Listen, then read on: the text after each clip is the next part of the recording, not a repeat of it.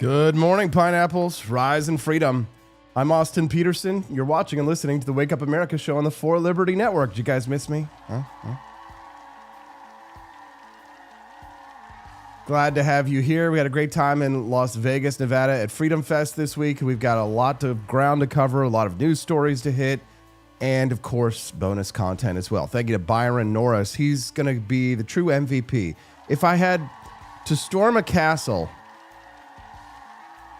if I had to assault a fixed position, the first person I would call would be Byron Norris, because I know he would be like my Knox. He would be my Henry Knox. He would grab the cannons and he would wade through snow and ice across frozen rivers to get those cannons to the front. Thank you, brother. Paul Southcott, number 2, for sure. Well, this morning we're going to dig into the death of the man that libertarians feared the most. He was our boogeyman, Lindsey Graham. He's going to get you. He's under your bed at night. Now his ghost can haunt you.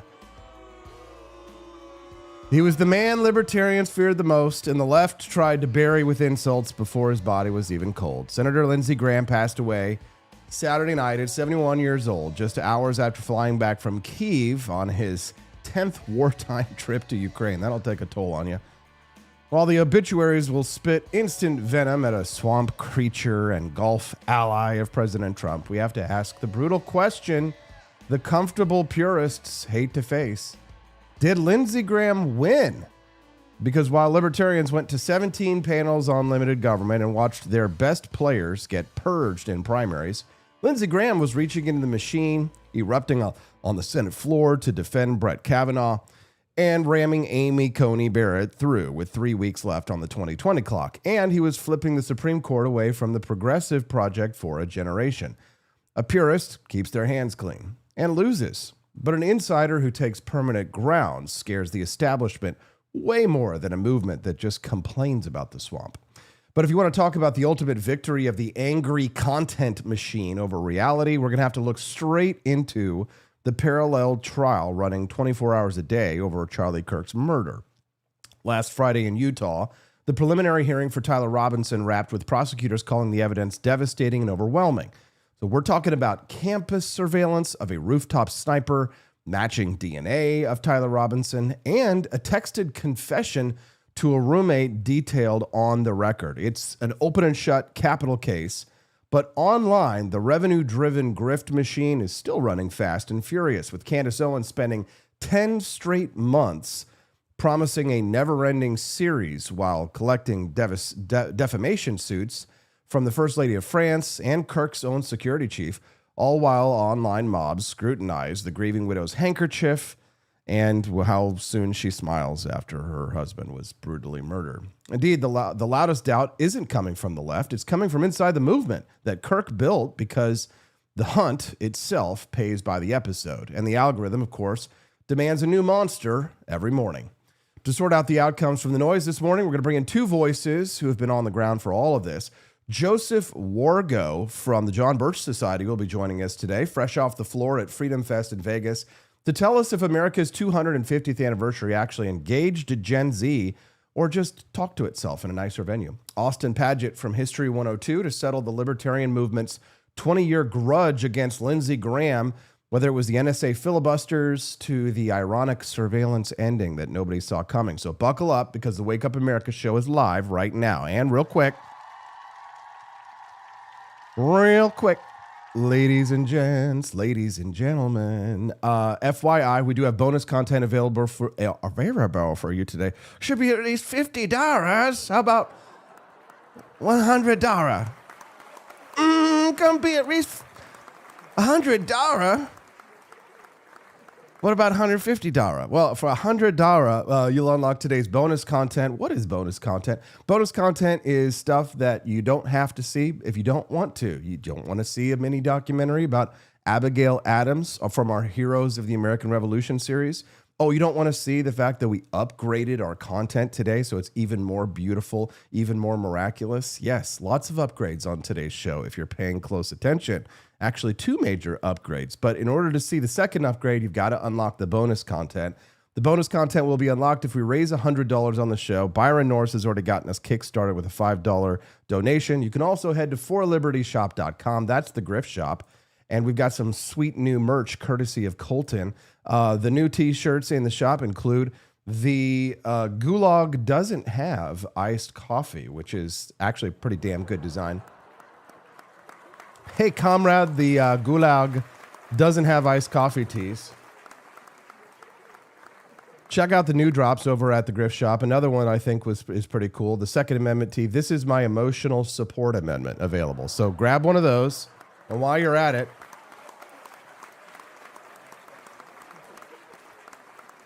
grab a box of Jeffersonian Java. You can only find Jeffersonian Java at forlibertyshop.com. That's the number 4, libertyshop.com. Every purchase that you make during the live show goes to help unlock that sweet, sweet grift. And helps support the Wake Up America show to keep us live and running. All right. So last Friday in Provo, Erica Kirk sat in a courtroom and watched surveillance video of Tyler Robinson lying flat on a rooftop and firing a single bullet into her husband's neck in front of thousands of students at Utah Valley University. DNA, the rooftop footage, and a confession to his own roommate that his own roommate testified to, down to a text ordering that roommate to look under the keyboard for a handwritten note. Robinson turned himself in the day after the shooting. He has not entered a plea, and closing arguments are set for July 26.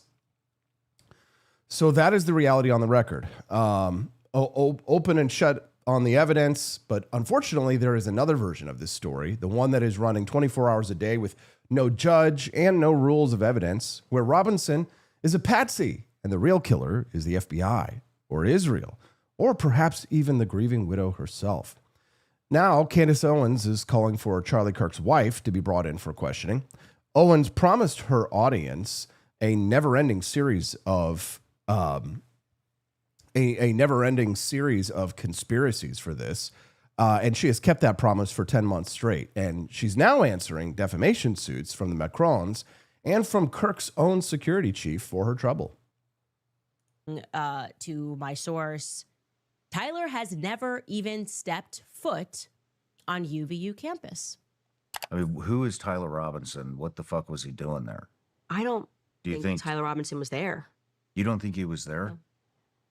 I think he's a total patsy. Were you able to determine at what time or times Mr. Robinson visited the UVU campus on September 10th? Yeah, we were able to establish that Mr. Robinson had been on campus approximately 4 times throughout the day, twice before the shooting, the time of the shooting, and then after the shooting later in the evening into the early hours of the 11th. Tyler has never even stepped foot on UVU campus. Interesting. So the conspiracy crowd has picked apart the widow's wardrobe, her handkerchief, and who she hugged and for how long, treating Erica Kirk as if she's the prime suspect.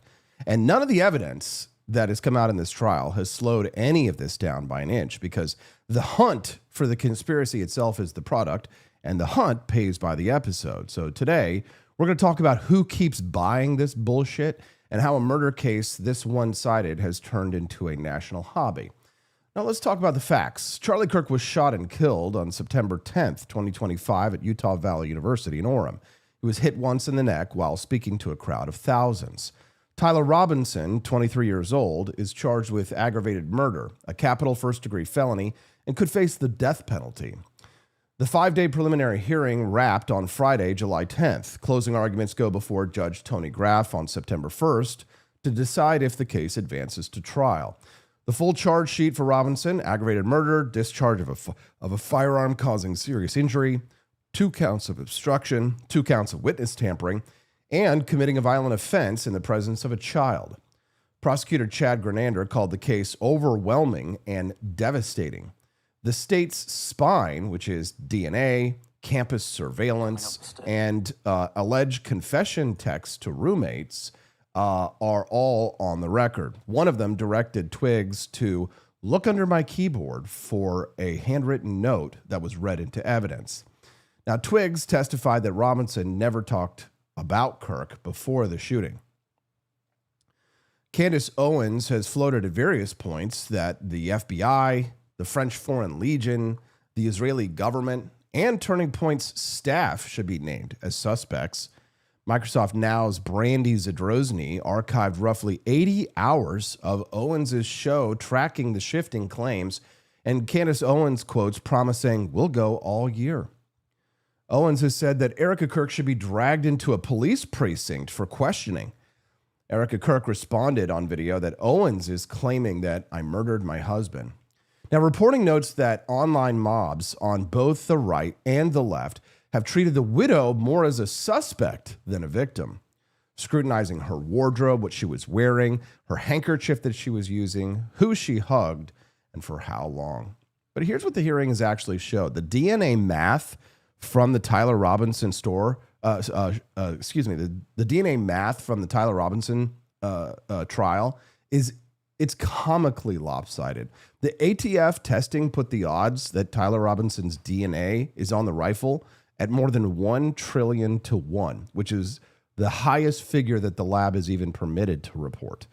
FBI numbers on the towel and screwdriver ran into the quintillions and octillions. So an octillion is a 1 followed by 27 zeros.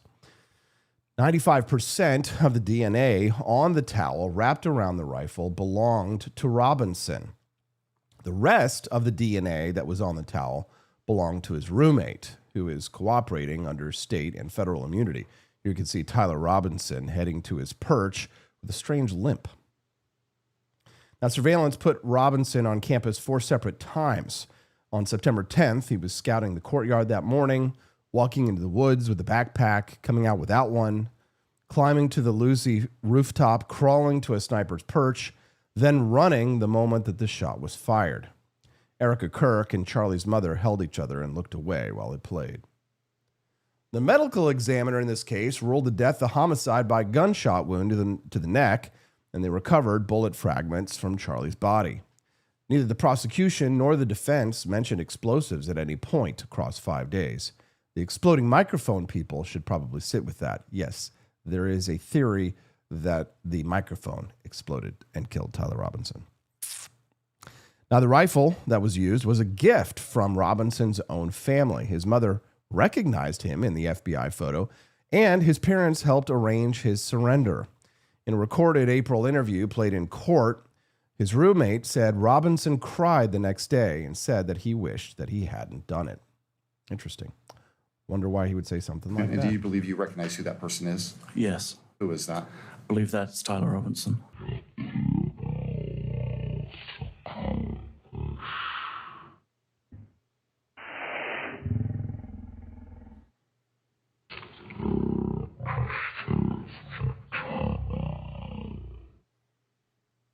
And Agent Davis, who are we seeing here?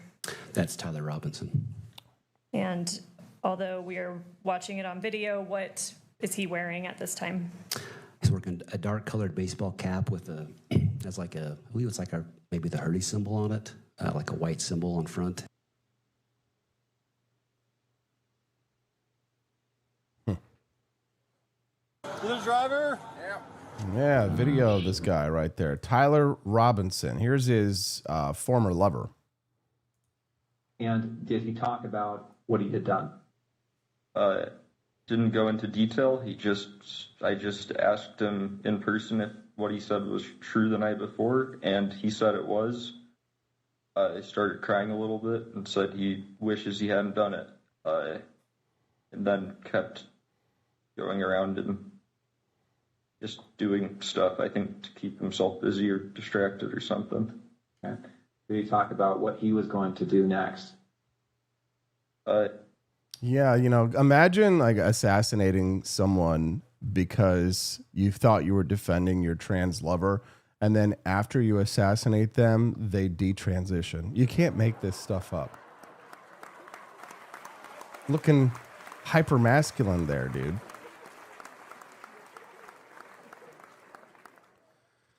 Now, Tyler Robinson's own defense lawyers, these are the people who have been paid to try and get him acquitted. They've adopted exactly 0 of the Candace Owens theories. They're challenging DNA methodology like normal lawyers would do. because Patsy's stories, they rarely survive contact with a courtroom. And the consequences of all of this conspiracy mongering are now real. Brian Harpole, Kirk's former security chief, has sued Owens in Tennessee federal court in a 69-page complaint alleging that she falsely tied him to a secret meeting plot at Fort Huachuca the day before the killing. He says that a reasonable award for this will run into the millions. So this is a repeat business model.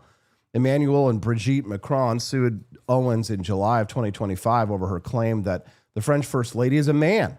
The conspiracy engine is already carrying a litigation paper trail before this case is even done.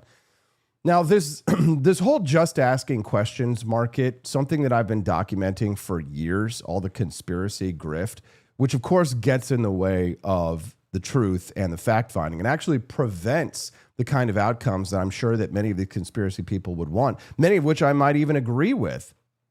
This isn't just fringe economics here. The fact checker lead stories found no evidence for the viral Erica Kirk claims that she recruited for Epstein, that she helmed a Romanian trafficking charity, but the claims traveled anyway because the audience pays for the questions, not the answers. When they say they're just asking questions, that's what they want to know. They just want the questions. They don't want the answers, right? Because if you actually gave an answer, then it would be case closed. It's over. The question is the product, right? Now, the reactivity, right, this has a very measurable shape. The politics of depression, right? So they found that depressive affect scores rose most sharply among female liberal adolescents from roughly 2010 on, diverging from every other group. So what we're talking about here is the economy of conspiracy theories. It tends to be young to middle age, and it tends to be largely female. Adult research documents a pretty persistent partisan happiness gap between leftists and rightists. That shows liberals are the ones reporting more distress. Even one finding found that holds even when their side wins the election. That means that liberal women are not even happy even when their guy wins the election. They are depressive, they are permanently depressive, and they are hooked on these conspiracy theories because it is the only meaning that they can have in their sad, depressive lives. This is science. This is not just asking questions. These are answers. Now, the complete Candace Owens canon on this story now includes that the shot came from below the stage, the shooter escaped through the tunnels, that Robinson was never on the roof at all, and the crown jewel of all these claims, that a PETN-shaped charge was hidden inside Charlie's own lavalier microphone. Now, she pitched this exploding microphone theory to Sean Ryan on July 2nd on an episode titled "The Most Sued Woman in American Media." 4 days later, the medical examiner testified under oath. Gunshot wound to the neck. The microphone remains unindicted. Now, the geopolitics of the Charlie Kirk assassination has kept expanding fascinatingly. A TPUSA courtship of a French donor became the French Foreign Legion. Egyptian registered planes that overlapped with Erica's travel became Egypt, right? And this all resolved into a joint French, Israeli, Egyptian, and American trafficking plot. Slate's summary of the arc was that Alex Jones walked so that Candace Owens could run. I mean, you've got Alex Jones desperate to keep up with Candace Owens at this point. Now, Candace Owens has entered her own dreams into evidence, telling her audience that Charlie visited her in a dream shortly before his death and hinted that they would reunite. Jesus Christ, that's a lot of crazy. But don't you just know some chick from high school that would totally believe that kind of shit? Owens also published the private group chat texts from 2 days before the shooting, which forced Turning Point USA into damage control at the time. In late June, Owens released 6 photos of the inside of the SUV that rushed Charlie to the hospital, explaining she deliberately sat on them for months to give his family and TPUSA staff time to indict themselves with false narratives. So she's running sting operations on a grieving family and calling it journalism. Owens branded the proceeding a show trial before a single witness ever spoke.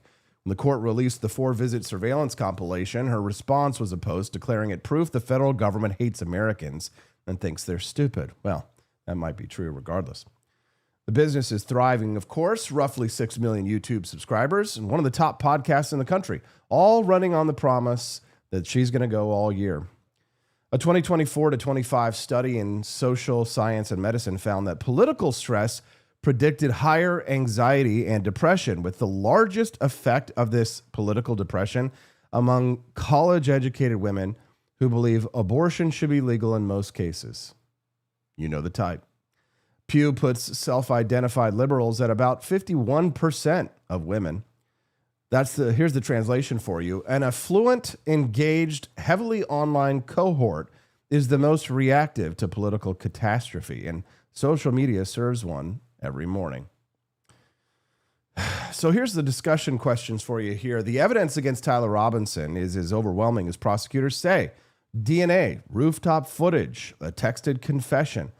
What does it tell us, though? The loudest doubt is coming from inside the movement that Kirk built. It's not coming from the left. Now, the right has earned its distrust of institutions, honestly, from Russiagate to the lab leak and COVID-19 and how they treat us. But where is the line that earned skepticism and a grift that monetizes a friend's murder as a never-ending series and eats its own side alive? Here's where the data points where this is coming from, guys. The data points at a college-educated, progressive, heavily female cohort as the most reactive to political catastrophe. These are the wine moms, right? But the marquee conspiracy theorist in this exact story is a woman on the right. So which is it? Is it a left problem, a female problem, a terminally online problem, or just a human problem that money and algorithms have supercharged? Candace Owens is now answering defamation suits from the Macrons and from Kirk's own security chief. So are lawsuits the last thing that still impose a cost on manufactured reality? Is that a healthy check, or is this just a rich man's weapon? So if the machine runs on feelings and boredom and female empathy more than facts, what would starve this? How can we actually cut out this cancer from our society? Well, how do we impose real consequences for this? Is it ridicule enough? Right? Higher stakes? Or is it a life full enough that a stranger's death does not become your personal true crime hobby? How do we take the hoes that are scared and give them something useful to do with their lives? And whose job is it to say it out loud? My job.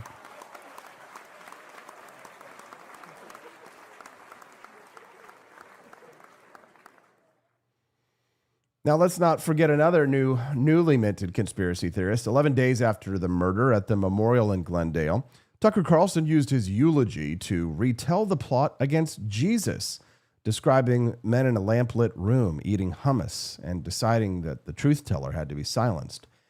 He never named Israel or the Jews, but fans and critics alike understood the point, and the ADL said the remarks echoed the ancient claim that Jews killed Christ.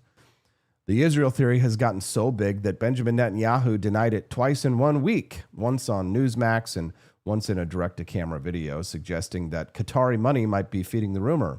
So a sitting prime minister was reduced to recording an explainer video for American podcast listeners who seem to be too stupid to understand the difference. But not the ones that watch the Wake Up America show, of course. Congratulations. If you found yourself here watching the Wake Up America show, give yourself a little pat on the back. You're smarter than the average bear. And I'm not just saying that to butter you up. I'm saying it because it's true. 5 weeks after Charlie died, Tucker hosted Nick Fuentes, the man whose groypers spent years sieging Charlie's campus events, and then praised him on air as ascendant and enormously talented. So that was the tribute, crowning the guy who ran the harassment campaign. The groypers spent years trying to destroy everything that Charlie Kirk stood for. But then once they saw that his death might help them monetize their rage, all of a sudden they turned their heels. So this March, Tucker gave a friendly platform to Joe Kent, who freshly resigned from the National Counterterrorism Center, who called Charlie's assassination a data point suggesting Israel removes obstacles to its wars. Kent offered no specifics beyond text messages that were already public. Douglas Murray's summary in the Free Press said this: for almost a full year, Owens and Carlson, two people who called Charlie a friend, poked every imaginable hole in the case and pointed at anyone except the man whose DNA and his boyfriend's DNA was on the rifle. Now, by the Daily Wire's accounting, the Echo section also has included Ian Carroll and, sadly, Megyn Kelly. Now, the dam broke this week because Dinesh D'Souza called Owens a malignant narcissist. And when Dinesh D'Souza is the one issuing credibility warnings, then I think the floor has a sub-basement. Christopher Rufo said the most pathological part is that she's tearing Charlie's family apart while claiming to do it in Charlie's name, and called it a betrayal of a dead friend for internet clicks. Even Nick Fuentes, who despised Charlie in life and whose fans besieged his events, torturing him for years, called the Israel theory that Owens has promoted with ridiculous within a week of the shooting, and said the hysteria was getting out of control. So when Nick Fuentes becomes the voice of epistemic restraint, I think the story has left the solar system. Now, Owens has answered the pile-on attacks of her by claiming that a coordinated Zionist PR calendar hit her, gave her a bad week, and did a complete day-by-day breakdown of the articles written about her. Now, the court evidence did not make her a list of suspects. Now, the people who embedded with the crowd outside the Provo courthouse all week, they found these looky-loos, the true crime junkies, the wine moms, right? A group of women that the reporter nicknamed the Freedom Ladies for their matching merch. Some of them were lining up at 2 a.m. for one of 14 public seats. Nearly everyone in that line agreed that the widow was a suspect. One of these chicks flatly called Erica Kirk evil. One Orem local in the overnight line told the reporter that she knew it was controversial, but Candace asked questions that needed answers. But the questions, of course, now include an exploding microphone. Now, Lauren Southern, nobody's idea of a leftist, some say that she has done a bit of a heel turn lately, has described the resulting fandom as insane wine moms who came over from true crime and now spend their days accusing Erica Kirk and Andrew Colvett of murder. It's time for us to give the ladies in our lives something to do. So 20 years of Dateline NBC and crime junkies built an army of amateur sleuths. And this Charlie Kirk case, has handed them a famous victim, a photogenic widow that they're deeply jealous of, especially Candace Owens, and a host, Candace Owens, promising new episodes all year. So a man's murder has become a subscription product. Now, reality occasionally lands a punch.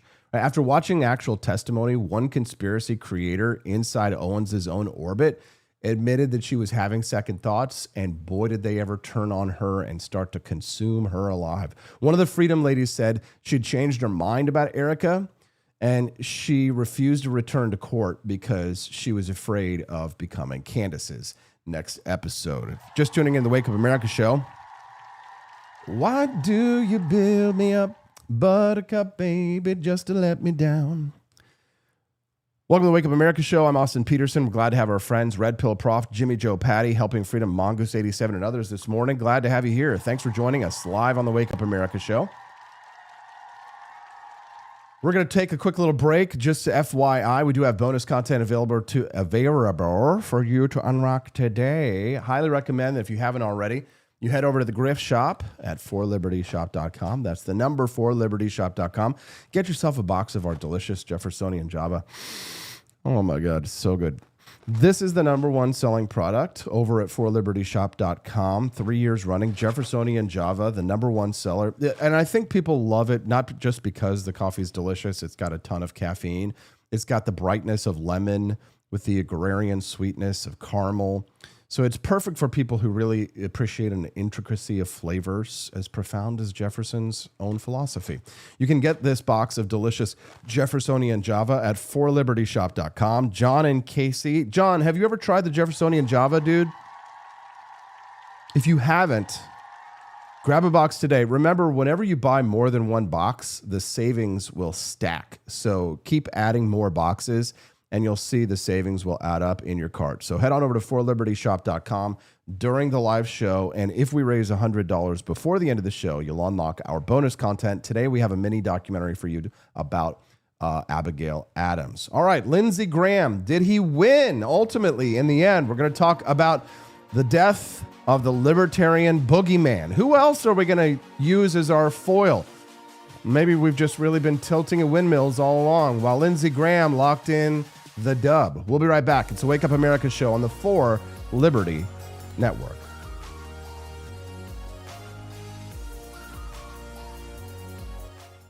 'Tis the year of our Lord, 1801. President Trump Jefferson casts his gaze o'er the sovereign Potomac and beholds a most wretched spectacle upon the waters.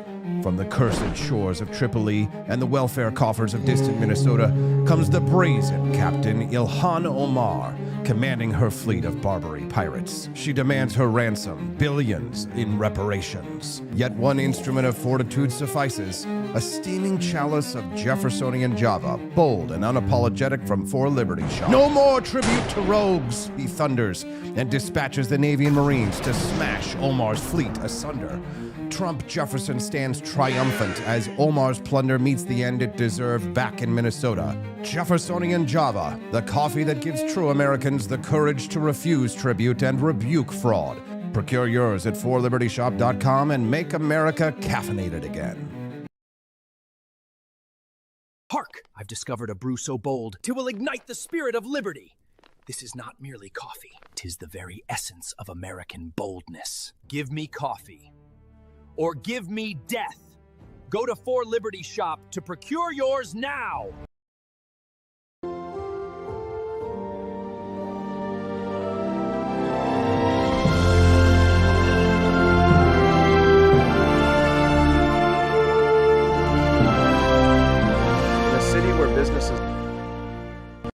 In a city where businesses never sleep, the technology still crashes. When technology turns criminal, they send up the signal. He's not a myth, and he's definitely not your nephew who knows computers. He installs, he protects, he backs it up, he keeps your business online and out of trouble. Managed IT, security, cloud, support that actually answers the phone. Layer 8 tech. When your network breaks, he wakes. Call Drew before your tech needs a rescue signal. George Washington spent 8 years making sure nobody knew where he was. Troop movements, secret dispatches. The man was a ghost. So when a barista leaned out a window and asked for his exact location in exchange for points they called stars, he looked at his flag and said, I've already got my stars. 13 of them. Keep your dignity and your location intact. Grab a box of Washington's Revolutionary Roast at forlibertyshop.com.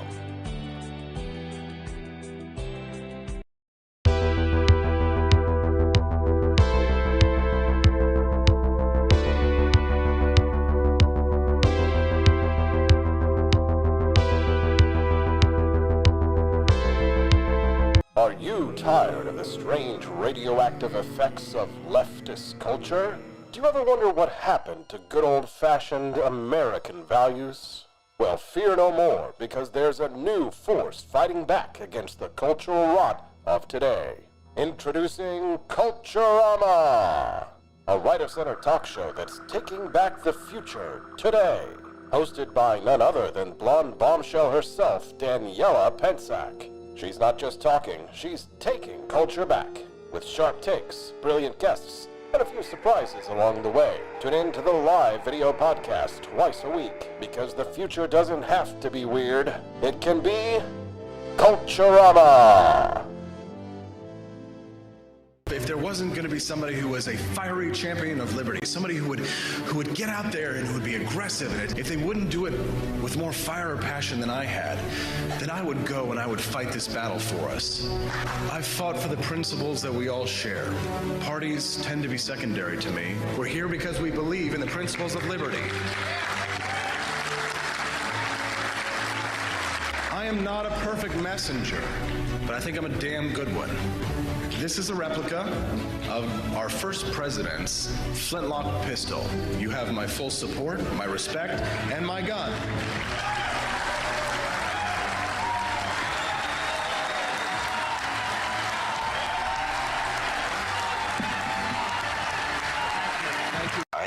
at the heart of my philosophy is much more libertarianism than well, that's the fashionable word these days, I guess. A conservative is no longer just that. He's a libertarian. And always has been.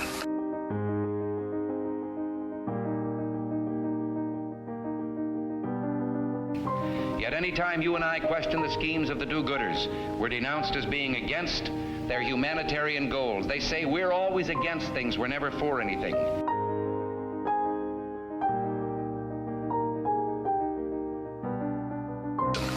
And what is fascism? Fascism is private ownership, private enterprise, but total government control and regulation.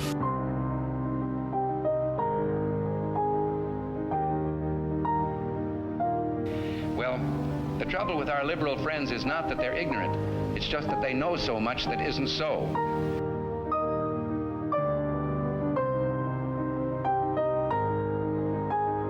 If we lose freedom here, there's no place to escape to. This is the last stand on earth.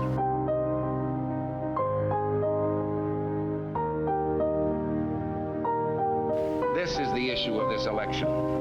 Whether we believe in our capacity for self-government or whether we abandon the American Revolution and confess that a little intellectual elite in a far distant capital can plan our lives for us better than we can plan them ourselves.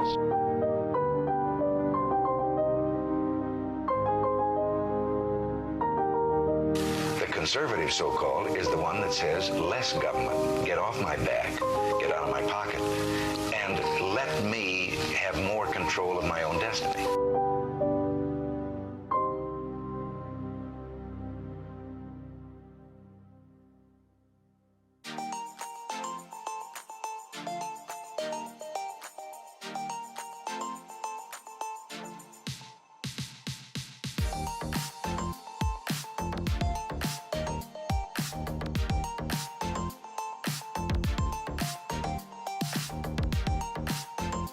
The left in America tells us not to have kids to save the planet, but in Cuba, they stopped having kids because the state destroyed the earth. Collectivism doesn't create justice. It creates shortages, corruption, and power for the few. I've not just seen it, I've lived it. My family escaped it. Now the same failed ideas are being sold to a new generation. I'm here to expose the lie and defend liberty. From Cuba to Argentina to the United States, the freedom movement is rising. Cafecito Libre is the exile voice of economic truth. Cafecito Libre, premiering March 3rd as part of the For Liberty Network, only on Rumble.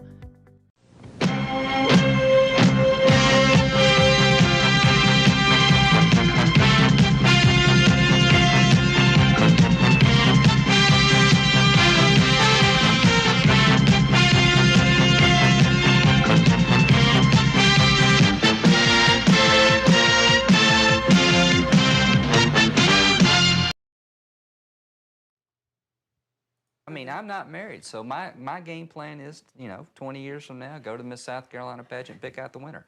I mean, I'm right on schedule, I'm right on track, I'm doing the strong thing the best I can. I mean, I'm not married, so my game plan is, 20 years from now, go to Miss South Carolina pageant, pick out the winner. I mean, I'm right on. Remember when he ran for president and he said that he'd just have rotating first ladies? I liked that line so much in 2016. That is before Stephanie.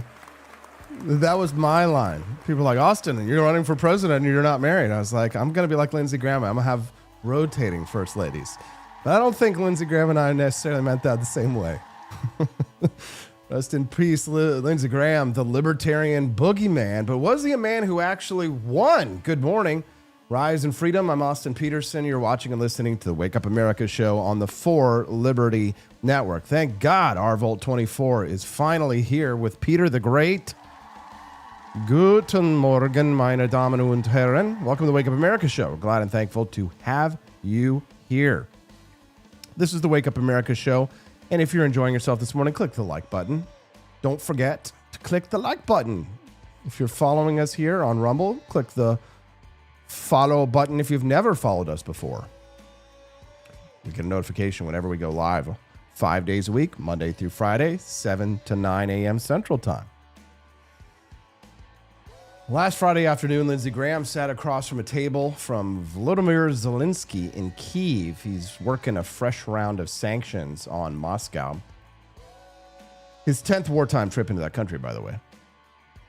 Days earlier at a NATO dinner in Turkey, Dick Durbin watched him work every senator in the room on a plan to end the war and said 2 words. Typical Lindsey. Saturday night, he flew home, called the president, said he was a little tired, but he was fine. And then he died in Washington at 71 with an empty chair waiting for him on Meet the Press the next morning. The man died mid-fight, which is the only way that he ever operated.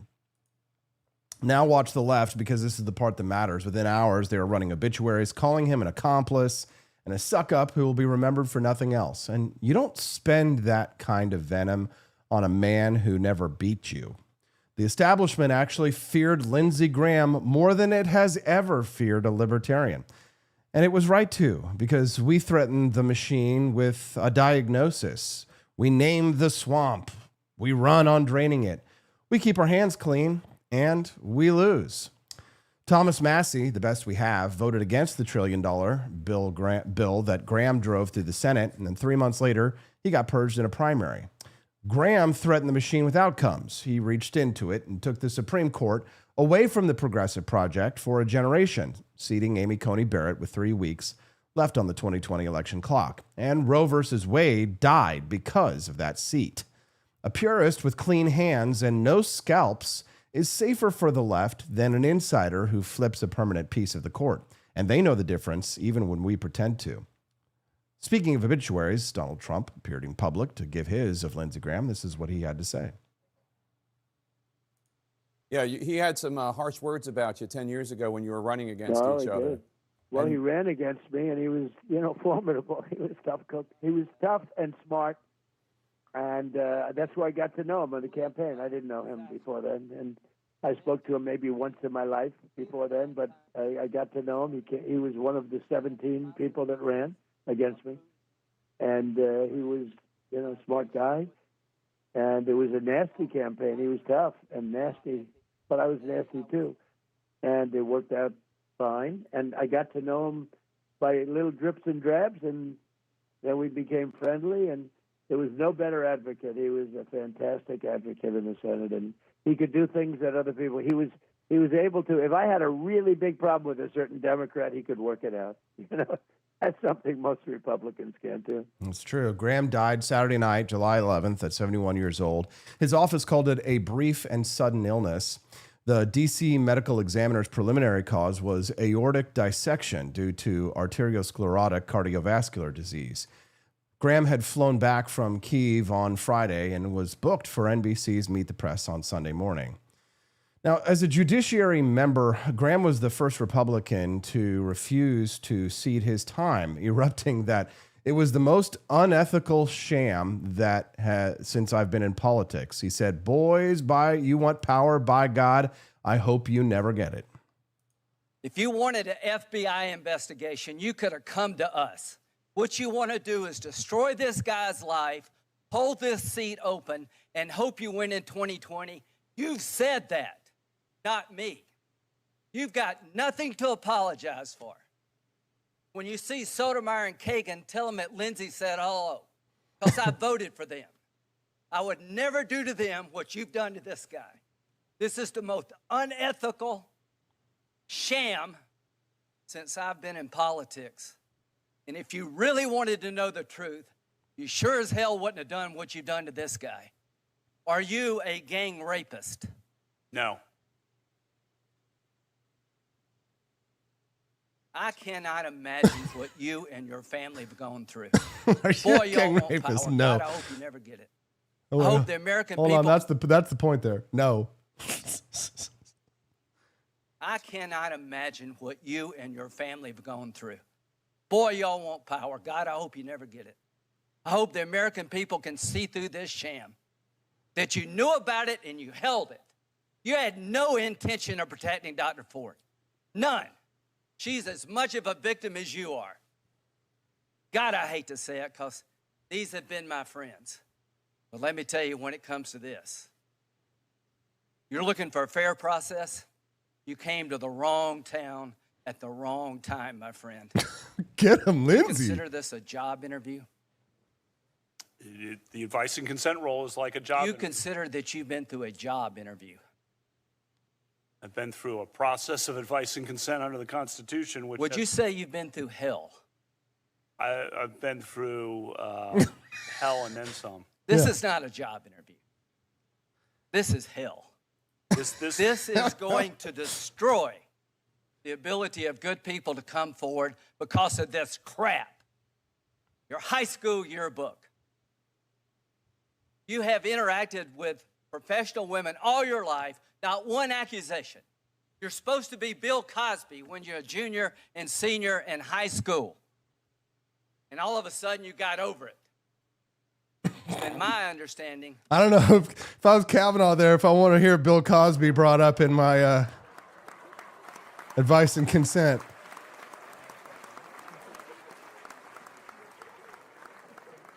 Nicely done, Miss Lindsay. Now, as Judiciary Chairman, Graham steered Amy Coney Barrett through her confirmation in the final weeks before the election, locking her in and locking in that 6-3 conservative majority. Thank you. Well done. Graham oversaw the confirmation of scores of Trump federal judges, many of them which have presided over cases of critical importance to our nation and to our individual liberty. We're going to speak to Austin Padgett about this here at 8:30 a.m. Central Time on the Wake Up America show. One of my favorite Lindsey Graham moments here. Take a listen. You've humiliated this guy enough, and there seems to be no bottom for some of you. Say a polygraph, it would all be over, Senator So Graham. why don't we dunk him in water and see if he floats? If he would submit to a polygraph, Senator, this would all be over. There'd be no bottom for some he of would you. say a polygraph, it would all be over, Senator So Graham. why don't we dunk him in water and see if he floats? Dunk him in water and see if he floats. You can't manufacture that kind of cleverness.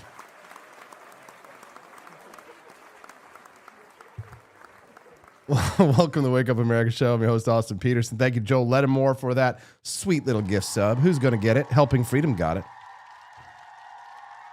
Don't you guys want to see that sweet little mini documentary? Today is the day. Head over to forlibertyshop.com. We've got a nice little 5-minute mini documentary about Abigail Adams available for you to unlock if we hit $100 before the interview. Joseph Wargo from the John Birch Society is going to be joining us here in a little bit less than 10 minutes. And rather than watch commercials, wouldn't you rather see Joseph Wargo preceded by our mini documentary? Don't forget to congratulate Padgett on the birth of his new child. Yes, we will do so. Thank you for the reminder. Some of you might remember the One Big Beautiful Bill Act. As Budget Committee Chairman Lindsey Graham shepherded Trump's tax package to pass over unanimous Democratic opposition, the cleanest domestic example of rammed it through. He first became a national figure as a House manager prosecuting Bill Clinton's 1999 impeachment trial, which carried Lindsey Graham into the Senate in 2002, succeeding from Strom Thurmond. Foreign policy was Lindsey Graham's home turf. He created the Three Amigos with John McCain and Joe Lieberman and was a lead architect of Russia sanctions. He was a fixture in war zones, took 10 trips to Ukraine, and was a chief backer of the Trump-Israel campaign against Iran.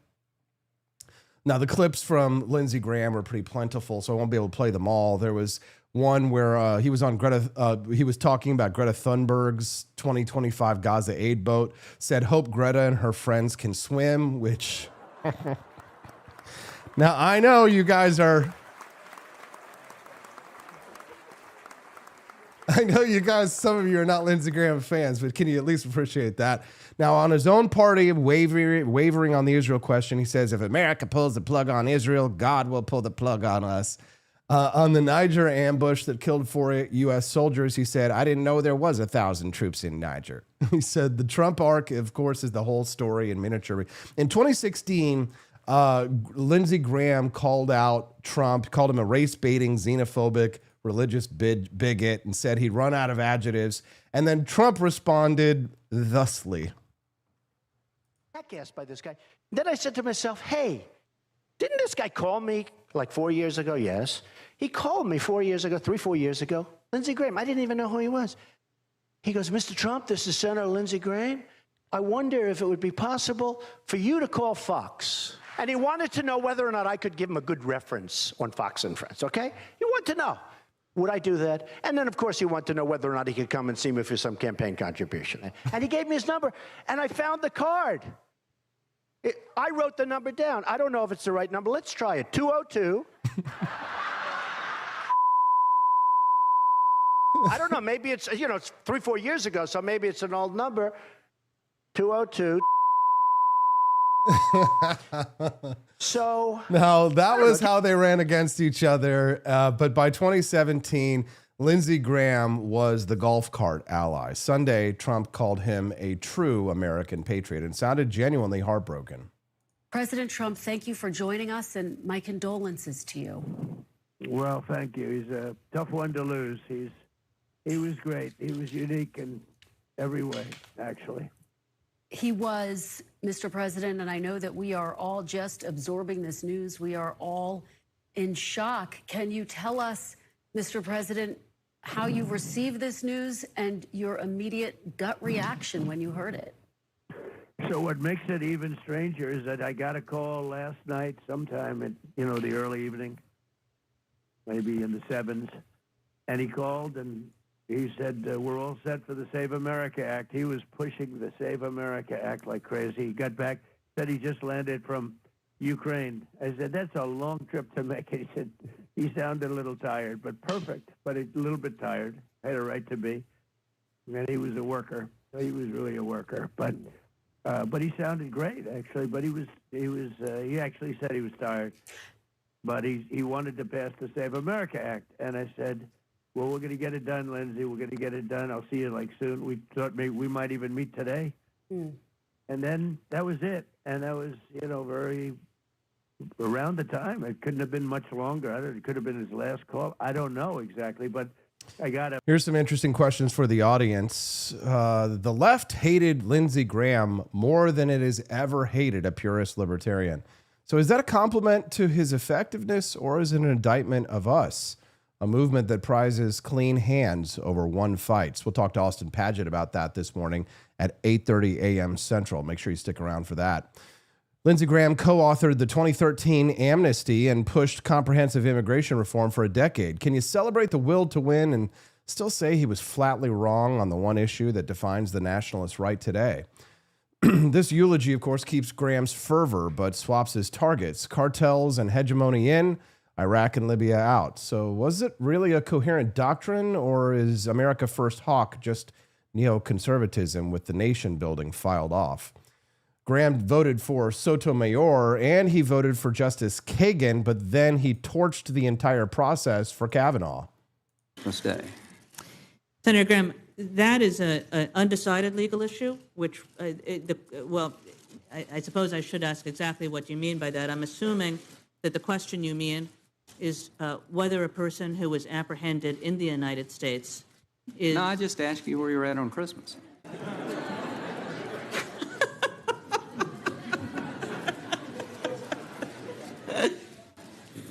Like all Jews, I was probably at a Chinese restaurant. Great answer. Great answer. Now, he voted for Sotomayor and Kagan, so was that principled institutionalism finally meeting a Democratic Party that wouldn't reciprocate? Or Graham, what was he doing, just reading the room in that moment? So if the movement needs Graham's ruthlessness, we need his ruthlessness. Without his adventurism, who on today's Republican bench actually has those kinds of qualities? And what stops that same ruthlessness from getting pointed at us the next time we lose a primary? Okay, coming up next, before I bring in our next guest, head over to forlibertyshop.com. America turned 250, and if you want to represent it, the America 76 tee is waiting for you at the top of the shop. Forlibertyshop.com. Head over there, grab yours, wear it loud. We'll be right back with Joseph Wargo from the John Birch Society. He runs Christian anti-communist youth outreach. He carries the old right torch through the John Birch Society. We'll be right back. It's the Wake Up America show on the 4 Liberty Network.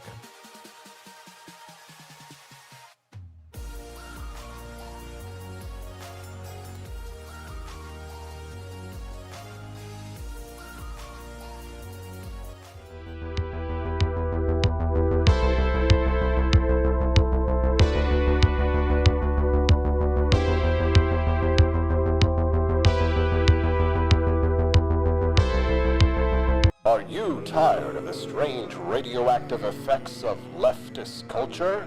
Do you ever wonder what happened to good old-fashioned American values? Well, fear no more, because there's a new force fighting back against the cultural rot of today. Introducing Culturama, a right-of-center talk show that's taking back the future today. Hosted by none other than blonde bombshell herself, Daniela Pensack. She's not just talking, she's taking culture back. With sharp takes, brilliant guests, and a few surprises along the way. Tune in to the live video podcast twice a week, because the future doesn't have to be weird. It can be Culturama. If there wasn't going to be somebody who was a fiery champion of liberty, somebody who would get out there and who would be aggressive, and if they wouldn't do it with more fire or passion than I had, then I would go and I would fight this battle for us. I've fought for the principles that we all share. Parties tend to be secondary to me. We're here because we believe in the principles of liberty. I am not a perfect messenger, but I think I'm a damn good one. This is a replica of our first president's flintlock pistol. You have my full support, my respect, and my gun.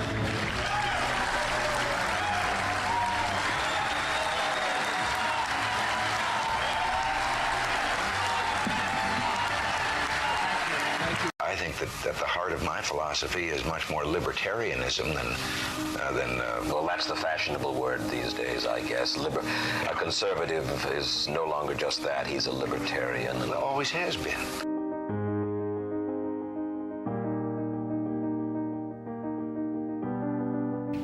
Yet any time you and I question the schemes of the do-gooders, we're denounced as being against their humanitarian goals. They say we're always against things, we're never for anything.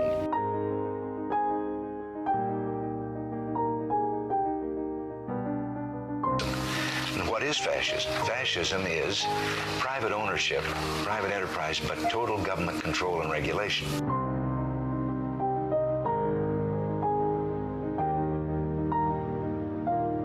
Well, the trouble with our liberal friends is not that they're ignorant.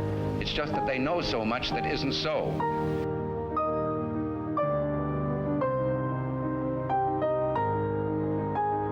If we lose freedom here, there's no place to escape. Thanks for sticking around. I'm Austin Peterson. You're watching and listening to the Wake Up America show. This is on the 4 Liberty Network. We're glad and thankful to have you here. Click the like button in case you forgot. If today's the first time that you've ever watched the Wake Up America show and you're like, this is really good stuff, click that follow button and you'll get a notification whenever this show goes live.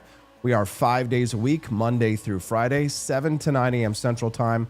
That's the Wake Up America show on the 4 Liberty Network. All right, well, my next guest, he runs Christian anti-communist youth outreach. He also carries the old right torch through the John Birch Society, which means that he was built for a weekend like the one that we just had. He spent the last 4 days on the floor at FreedomFest in Las Vegas, standing side by side with us at the 4 Liberty Network. 2,500 free minds under one roof for America's 250th. He's here to tell you what actually happened instead of maybe what the brochure promised. Follow him at YS Wargo. Joseph, welcome to the show. Good to see you, sir. Thanks for joining us. Thank you for having me, Austin. Appreciate you joining us here today. So Freedom Fest, they kind of sold this event as 250th anniversary, Think Independent, the whole kind of World Fair of Liberty. Do you think it rose to the moment, or was it kind of cake, costumes, and a Dean Cain reading of the Declaration? What was the energy in the room there? I would say that it was kind of a disappointment, Austin. I had never been to Freedom Fest before, and I'm a big fan of the Skousen family. As a John Birch Society member, Cleon Skousen was big with our organization back in the day. And when I went to Freedom Fest, I was a little bit disappointed. The audience in attendance was fairly low, and it kind of skewed older. Now, you did have Young Americans for Liberty and Students for Liberty on the floor there, but you didn't have a really vigorous youth presence. There was a couple booths that were a little bit more esoteric that seemed to be run by young people with some startup organizations, but I didn't see the energy there that you would normally see, and I certainly didn't see the energy there that you would see in the libertarian movement even 10, 20 years ago. Oh, big time, Joseph, because I have been going to Freedom Fest since 2008, and like you, I'm a huge fan of the Skousen family.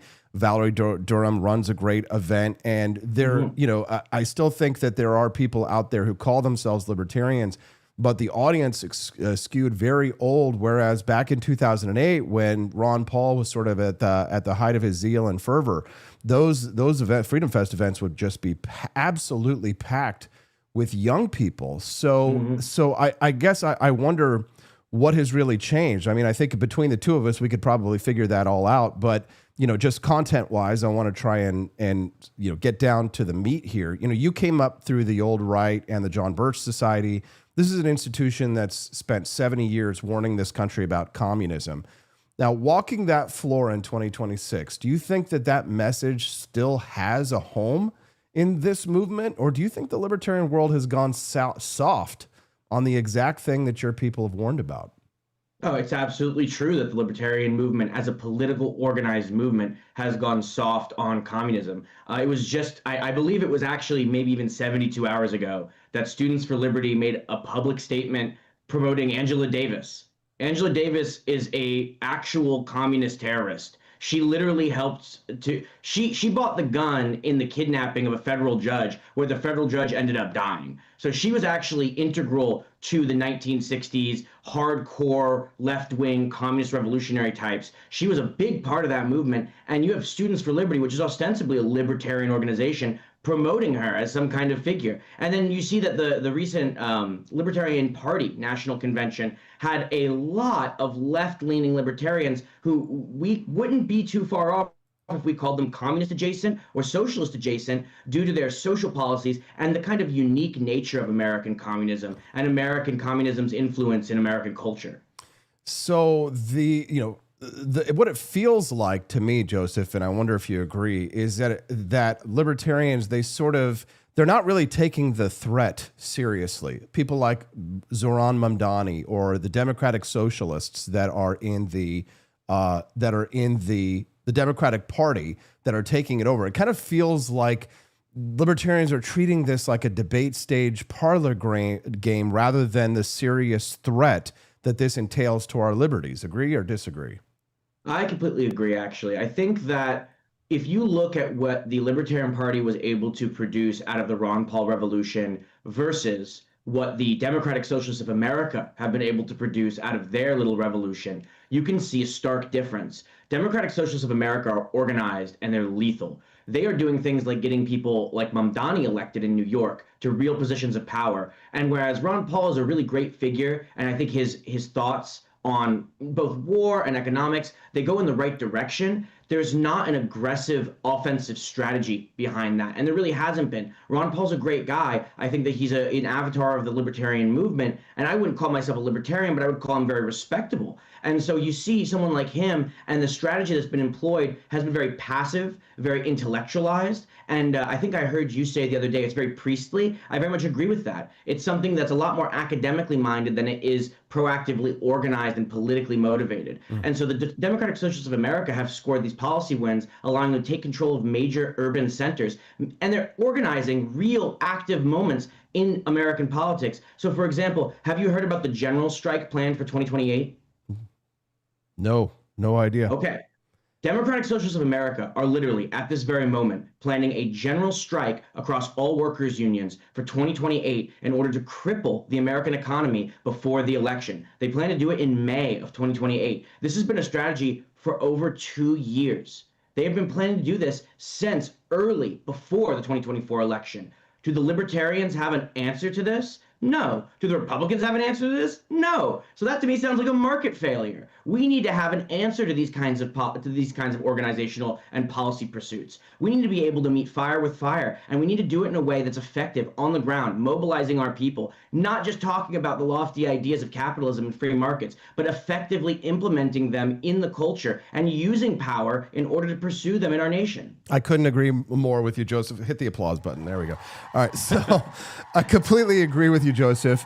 But not all libertarians, not all libertarians, because I am trying to lead a faction to pick up the pieces of the shattered movement of the libertarian right and build new ideas around a concept I call libertarian nationalism. Now, I'll just tell you this, Joseph, and I don't know if I had time to kind of explain this to you after this happened, but I had an event called Libertarian Nationalism, the most dangerous ideas in liberty. And I got to tell you, Joseph, it skewed older, just like the crowd in general. And one guy raised his hand after I had read some of the platform that I had written from my manifesto, and he goes, "This sounds a little aggressive." And I was like, well, we've tried non-aggressive libertarianism. Have we tried aggressive libertarianism? But I mean, I probably was a little too aggressive, to be quite honest. Instead of saying that we should take Cuba, I should have said we should buy Cuba. That's what I really meant. But we can get to that in a moment. I scared the hose, as they say. But we had stickers at our booth, which you and Daniela generously helped us work, and we're so grateful for. But tell me something. When people see the name Libertarian Nationalism, I get attacked like crazy online, and there were definitely people who were getting names, waving their fingers in my face there a few times at that event. But was there anybody who, when they saw those stickers or heard that name, that they were kind of like, "Oh yeah, that I'm interested in that"? Tell me, because you were working our booth with us. Tell us, how did people react to this new idea, libertarian nationalism? Yeah, so I was definitely, I myself was curious about how people would respond, because you had kind of primed me and said, well, people might be a little bit off-put or spicy about this. They might be a little confrontational. So I was prepared for that. And as I was passing out these stickers, I realized, as I talked to normal people who were just kind of generally, they skewed older, but they were the attendees. They weren't necessarily plugged into existing networks. When I said, this is libertarian nationalism, this is Austin Peterson's kind of idea on how to push the libertarian movement in a more offensive direction, that was a way I described it to them. They said, well, libertarian nationalism doesn't seem like a contradiction. Even when I suggested it might appear like a contradiction, they said it doesn't seem like a contradiction to me, which really shocked me, because I think that we assume, because of the online discourse, and online discourse can be influential and it can be effective, but we often lose track of how exactly that is the case, and we kind of lose the forest for the trees. But when I asked these people, what do you think of this? They tended to lean towards that. They agreed with this idea that libertarianism for your nation, right? Using the whatever the power system is in place, right? Whether you're in Great Britain and you're using the parliament, or you're in the United States and you're using Congress or your local government to implement policies that are pro-libertarian, they seem to agree with that idea. They seem to agree with that sentiment, and they didn't see a contradiction in trying to advocate for libertarianism for your nation, which I found really shocking, because I really thought, given my experiences online as well, and talking with people about the nitty-gritty esoteric nature of different political and economic subjects, that they would be a lot more pushback, and there really wasn't there. Yeah, no, it really wasn't. I had a few people come and get in my face, and then I think the people who walked into the Libertarian Nationalist event didn't quite know what they were getting into, because they were deeply offended by some of the things that I was saying. But I think it's because, the open borders types of the libertarian movement, they see libertarianism or liberty as like a universal concept. And, maybe I might have drank that Kool-Aid at one point, but I have to say decisively now that as I've grown older and wiser, I definitely do not believe that. And it's funny because I have this, I see a little bit of cognitive dissonance in my good friend, Judge Napolitano, because we had this conversation on the show just a few weeks ago, and he admitted that some people are incapable of self-government. And so you have to wonder, if some people are incapable of self-government, say, after World War II, Germany and the Japanese, that nation building experiment was successful, but Afghanistan and Iraq are not. that leaves one to wonder, then how could we possibly have open borders and allow people into our culture who are incapable of self-government when a requirement of libertarianism is the concept of personal responsibility and the capability to engage in self-government? But I think I realized what the problem was when this kind of smarmy British guy walked into the end of my speech and was trying to tell me that America is not free. And I think I really pissed everybody off, including my generous co-host Lou Perez, when I told him, I was like, you've got some nerve coming to the United States on our 250th anniversary after the 4th of July and telling us we aren't free. Because a British guy showing up and saying something like that right now is the last thing we want to hear. But nevertheless, let's talk about what the youth turnout, because be honest, is this movement winning Gen Z, or are we just talking to ourselves in a nice venue? Because I wonder what your thoughts are. Why do you think that it is that the young people are no longer, hanging out with the libertarian movement? Yeah, so I think it's twofold. So one, Gen Z, as opposed to previous generations, Gen X and millennials, who were kind of pulled in by the Ron Paul movement, Gen Z is a lot more pragmatic. We have to remember that Gen Z grew up under basically exclusively Trump, right? 10 years of Donald Trump have reshaped American politics in many ways. And on one level, it's kind of a cultural, temperamental level. Young people are what I would say is Trumpian, in the sense that they don't necessarily have a coherent political ideology, but they have a pragmatic political ideology. They want to be advocated for, and they want to be able to exercise their interests in whatever the political system is, whether that is the Republican Party, the Democrat Party, or the Libertarian Party. And I think that what we're seeing in the libertarian movement is there is appeal in the libertarian movement from Gen Z, from younger people, and we have to always remember that politics skews significantly older, so even Gen X can be younger in some cases when we're talking politics. But when we talk about Gen Z specifically,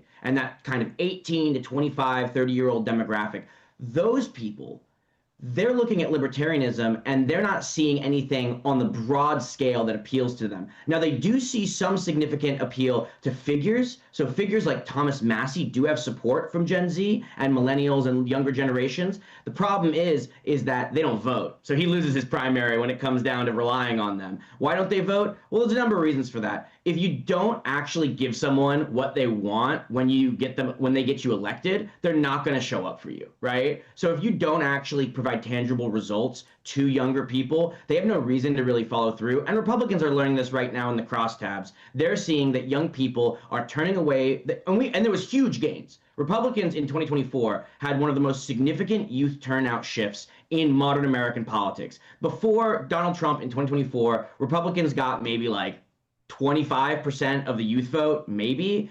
In 2024, 43% of young people voted for Republicans. Now, that was mostly young men. So young men and young women have become significantly more politically polarized, but those young men turned out for Donald Trump, and they turned out on a promise that their issues would be advocated for. That was really Charlie Kirk's doing. What he did was he sat down, he said, look, I see that these are your issues. In some cases, he had to be dragged to their position, but he said, these are your issues. I'm going to be the guy in the president's ear who gets your stuff across the table. And that's what he did. And I think it was working for quite a while. And their policies, their ideas, and their priorities were at least considered. And they need to be at least considered.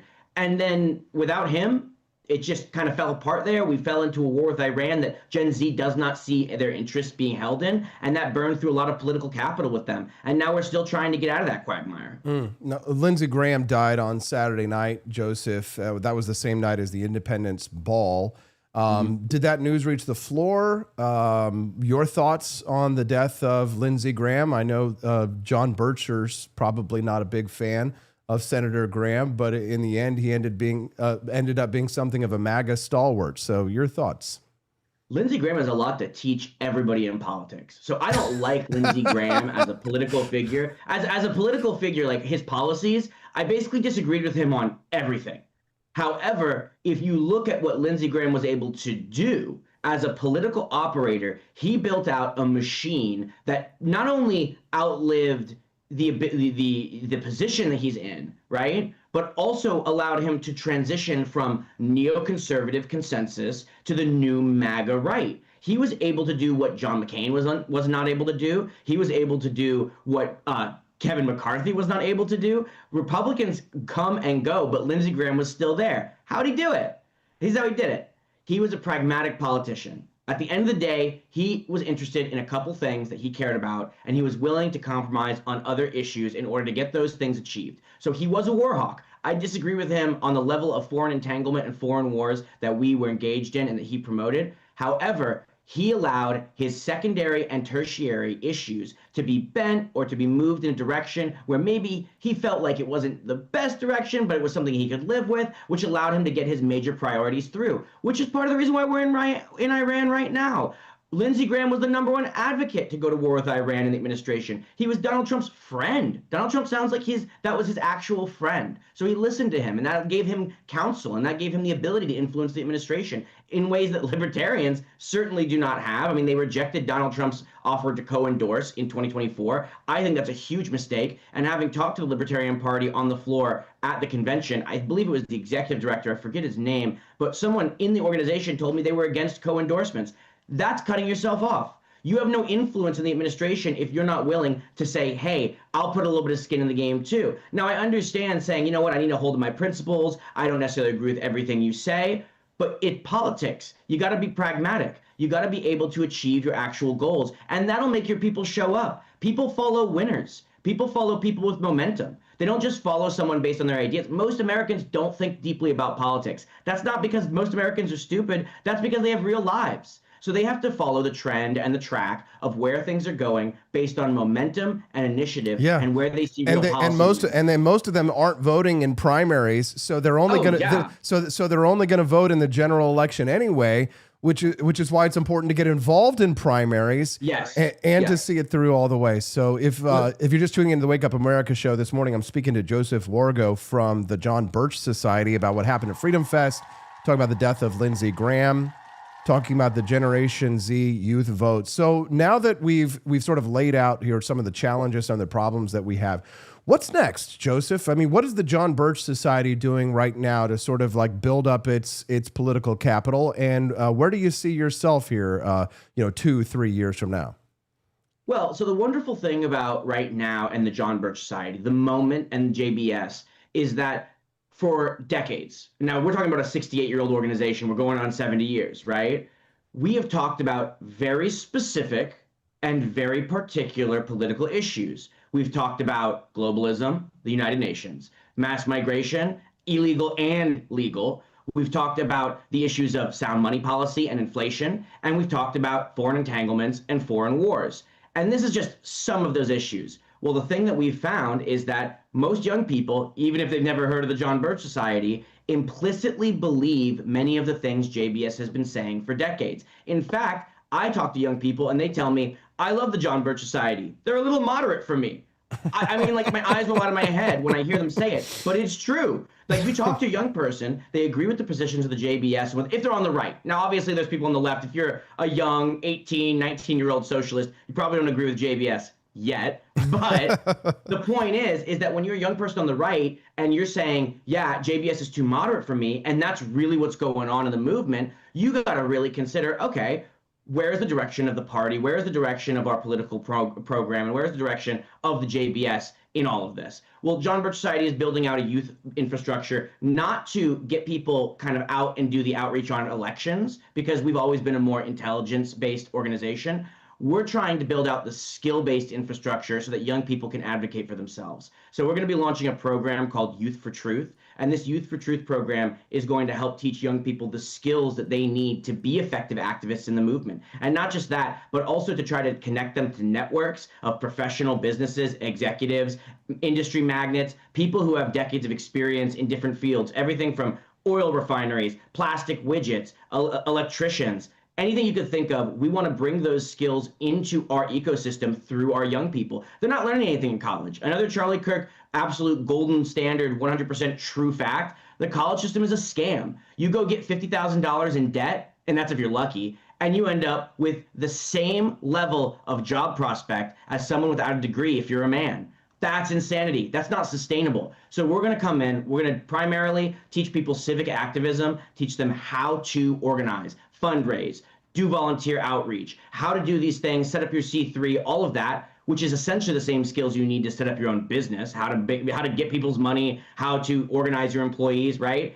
And then the secondary goal is going to be to teach them real skills, get them connected to real people who know what the real world is like. That's going to be something that affects the liberty movement going forward forever, because these are going to be this is going to be the future new leaders. These are going to be the people who fund us, who train us, who give us the backbone that allows us to make wins. And like, I don't like to say that I'm nonpartisan, I'm not a part of a party, I'm an independent. I think that makes you powerless. But I think that if you look at young people, they don't necessarily have an attachment to a party. What they have an attachment to is their own interests and some principles and ideas that they care about. The number one of those is immigration right now. And the number two of those is foreign entanglements. And if you talk to any young person, you say, after immigration, what's your number one issue? Tends to be Israel. Tends to be the connection and the relationship we have with Israel. And we need to have that conversation with these young people. Yeah, I agree, Joseph. We're running out of time, but you're doing a great. I was just saying, because Stephanie over the chat's like, he's so good. I was just thinking the exact same thing. Joseph, this is phenomenal. We'll have to have the conversation like this again. Where can people follow you online? Yeah, you can follow me on Twitter at Y_SWARGO. That's Y_S Wargo. On X.com. You can also follow the John Birch Society at _JBS, and you could just look up John Birch Society. You'll probably find it. That is a place where you can find some true facts about the history of America, and you can join an organization that's really advocating for Americans to stop what's going on to destroy America. There we go. Joseph Wargo from the John Birch Society joined us there on the floor at FreedomFest with some great insights. Joseph, thank you so much. We appreciate your time. You have a wonderful day. Thank you. I mean, I'm not married, so my game plan is, 20 years from now, go to the Miss South Carolina pageant, pick out the winner. I mean, I'm right on schedule, I'm right on track, I'm doing the strong thing the best I can. All right, when we come back, or before we go to break, guys, don't forget, go grab something from forlibertyshop.com. If you want to rep the 250th anniversary of the United States, the America 76 tee is waiting for you. Grab yours, wear it loud. We'll be right back. This is the Wake Up America Show. Austin Padgett coming up next to talk about whether or not Lindsey Graham is more of a threat to the establishment than libertarians ever were. You're going to love this one. It's going to be spicy, right, St. Selma? It's the Wake Up America Show on the For Liberty Network.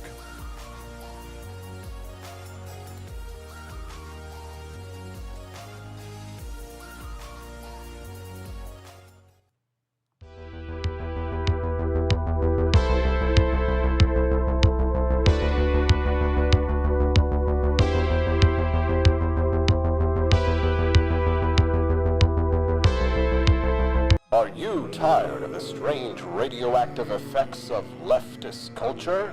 Do you ever wonder what happened to good old-fashioned American values? Well, fear no more, because there's a new force fighting back against the cultural rot of today. Introducing Culturama, a right-of-center talk show that's taking back the future today.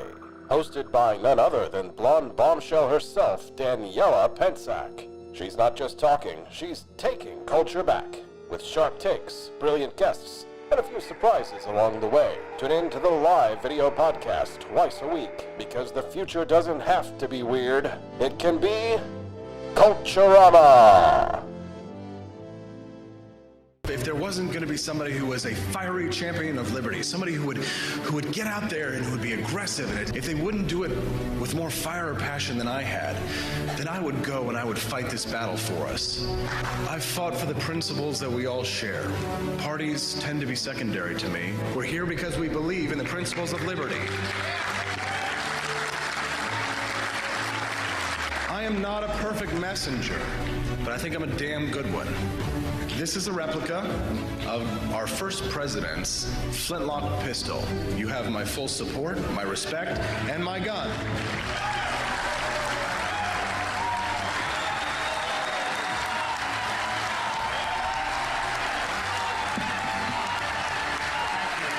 I think that at the heart of my philosophy is much more libertarianism than well, that's the fashionable word these days, I guess. A conservative is no longer just that. He's a libertarian. And always has been.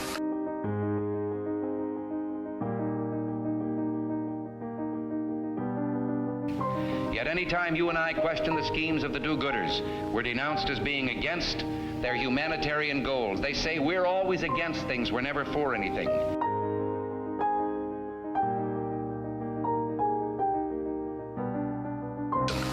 And what is fascism? Fascism is private ownership, private enterprise, but total government control and regulation.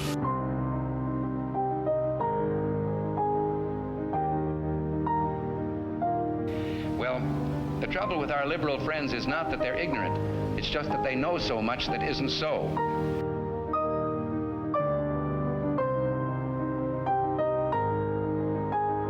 If we lose freedom here, there's no place to escape to. This is the last stand on earth.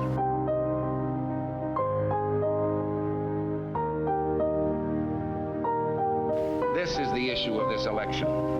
Whether we believe in our capacity for self-government or whether we abandon the American Revolution and confess that a little intellectual elite in a far distant capital can plan our lives for us better than we can plan them ourselves.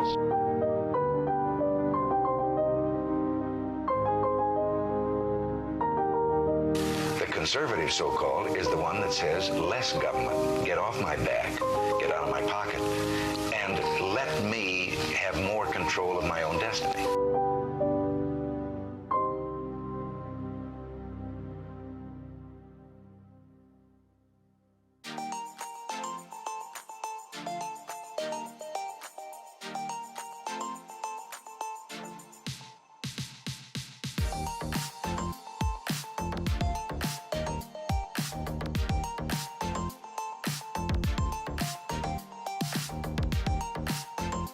The left in America tells us not to have kids to save the planet, but in Cuba, they stopped having kids because the state destroyed the earth. Collectivism doesn't create justice. It creates shortages, corruption, and power for the few. I've not just seen it, I've lived it. My family escaped it. Now the same failed ideas are being sold to a new generation. I'm here to expose the lie and defend liberty. From Cuba to Argentina to the United States, the freedom movement is rising. Cafecito Libre is the exile voice of economic truth. Cafecito Libre, premiering March 3rd as part of the For Liberty Network, only on Rumble.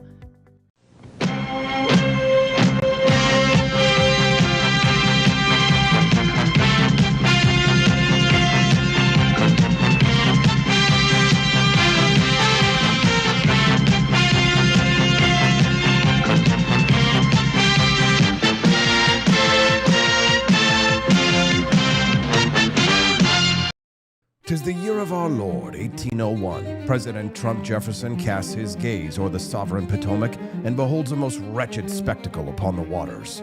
From the cursed shores of Tripoli and the welfare coffers of distant Minnesota comes the brazen Captain Ilhan Omar, commanding her fleet of Barbary pirates. She demands her ransom, billions in reparations. Yet one instrument of fortitude suffices, a steaming chalice of Jeffersonian Java, bold and unapologetic from For Liberty shop. No more tribute to rogues, he thunders, and dispatches the Navy and Marines to smash Omar's fleet asunder.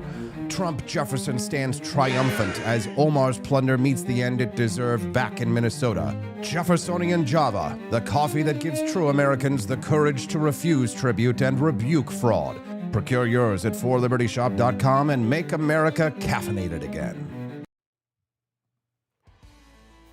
Welcome back to the Wake Up America show. I'm your host, Austin Peterson. Glad and thankful to have you here. Click the like button if you haven't already. If today is the first time you've ever watched the Wake Up America show, click the follow button as well. We'd love to have you be a regular guest. This show is every Monday through Friday, 7 to 9 a.m. Central Time. That's the Wake Up America show schedule, and we're sticking to it. Your old white privileged patriarchy. Yeah, please move to South Carolina. You out of office. I hope you come. You'd be welcome in South Believe your Carolina. daughters, believe your mother, believe your sisters. He lied under oath. You have Lindsey, changed he lied so under much. oath. I mean, you've been. He lied under oath. He didn't drink. He didn't black out. There aren't 40 people you have not interviewed.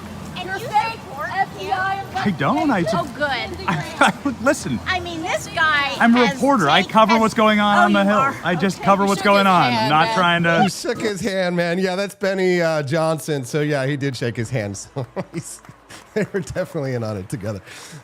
For once, the left's conspiracy theories were proven right. All right, my next guest is an ag tech entrepreneur. He's been published at the Mises Institute. He co-hosts the History 102 podcast, which makes him exactly the right person to put Lindsey Graham in historical context instead of just eulogy context. He goes by Ludwig Never Mises online. His eyes are open. He's got no fear. He's here to walk through the man who spent 2 decades as the libertarian movement's boogeyman. But why that reputation only tells half the story, only one man can say. Follow him at Ludwig Never Mises, Austin Padgett. Congratulations on the birth of your child. Congratulations. Thank you. Good to see you. Yep, I'm on only a few hours of sleep because we're only a few days into the newborn. Well, congratulations to you and to life. Angela. Thank you. So let's everybody's start, doing great. Let's start with the best of Lindsey Graham. The 2018 Kavanaugh hearing. Graham is red-faced, screaming, pointing down at the dice, calling it the most unethical sham he'd ever seen in politics. Watching that back now that he's gone, does it kind of hold up as one of the great Senate floor moments of the last decade? Yeah, I mean, talk about a case of underappreciated. I didn't really listen to Michael Jackson until after he died. I didn't know Lindsey Graham even had hits. You know what I mean? Going back 6 years ago, it would have gone right into my blind spot. But I was joking the other, independent of all this, a few weeks ago that Lindsey Graham is better than Tim Sheehy from Montana, who was kind of a guy who was supposed to defend the guard and be more, and from the state of Montana, right? Maybe more of a libertarian guy.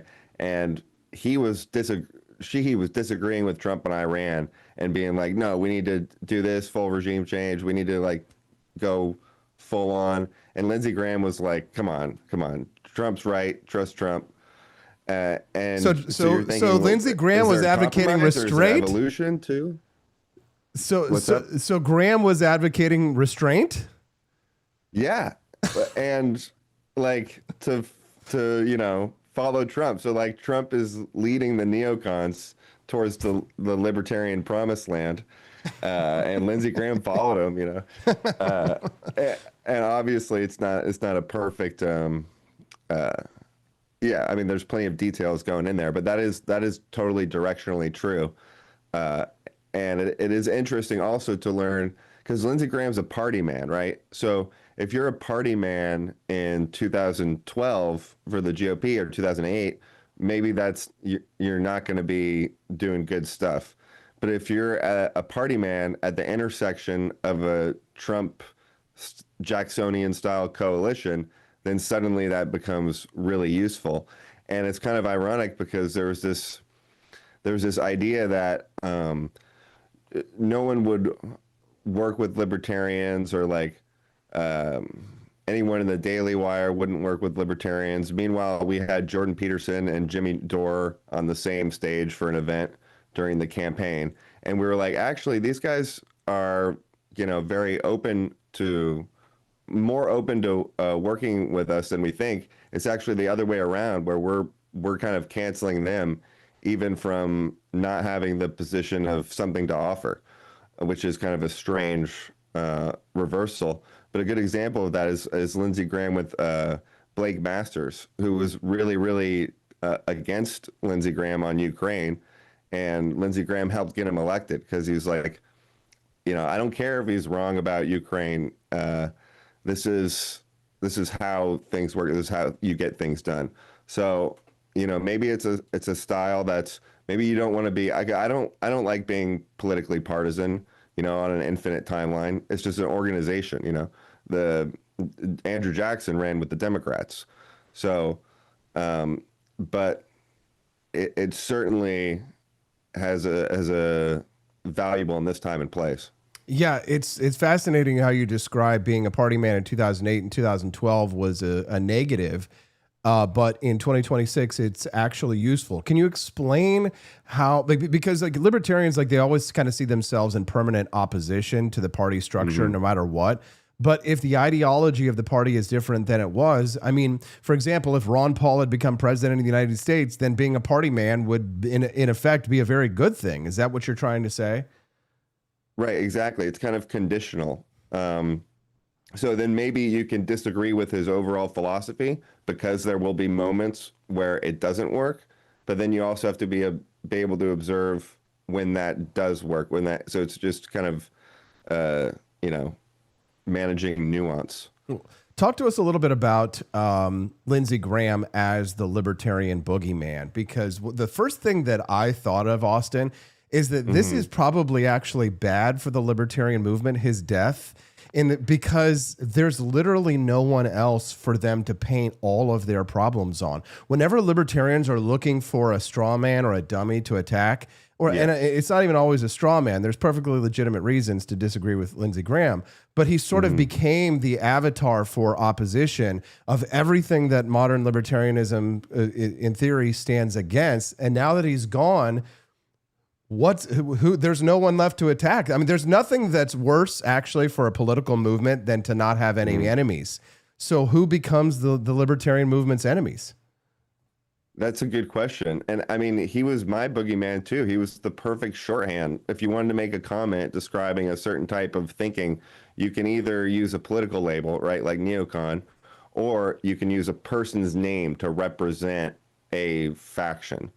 And that sometimes feels more accurately communicative than a label. And he kind of made sense for that for a long time. And then you see him actually kind of agreeing with Trump, realizing Trump has a solution to get us out of the Middle East. We're all seeing how Iran's going. OPEC is basically breaking. It's hilarious. It does enable us to get out of the Middle East. And then you look back at Ukraine and you're like, well, okay, they've lasted for this long. Maybe Lindsey Graham had a point in terms of just not letting Russia roll them over. And that's kind of like a double switch, to the point where you get these very unexpected results of Lindsey Graham actually maybe, not being the boogeyman. And in terms of his political coalition, like what was his main value? You can quibble about the nuance of foreign policy, but his main value was that he helped Trump get stuff done in the Senate. So basically everything that's important in the MAGA agenda, getting people appointed to positions, working on the Save America Act, right? That's what he was in the middle of working on. That is hugely important for election integrity, because it swings our ability to win elections going forward by, around 10 points. Our friend over in the chat, Red Pill Prof, one of our biggest patrons here at the For Liberty Network, he says, Graham proved that Milton Friedman was right. You don't have to vote the bums out. You just have to make it politically profitable for the wrong people to do the right thing. Trump bent Graham to his will. Makes a lot of sense. Right. That's a good point. I mean, we always also use Graham as an example of how the neocons were better at coalitioning. But Graham was an example of someone who, because a lot of the neocons kind of, would coalition with Trump, but Graham went farther to the point where he's arguing with Mark Levin on Trump from the perspective of being on Trump's side. So, one thing I watched this movie Tom Cotton's War, and I don't know the real history or what this guy's motives were, but the movie portrayed him as a guy who was in it for the love of the game, and he actually cared about the people he was visiting and their struggle for freedom or whatever. So even though you know that the U.S. foreign policy went poorly throughout the 90s and early 2000s, you can imagine someone being in it for the love of the game. And so that's kind of like an interesting thing about Lindsey is, oh, wait, maybe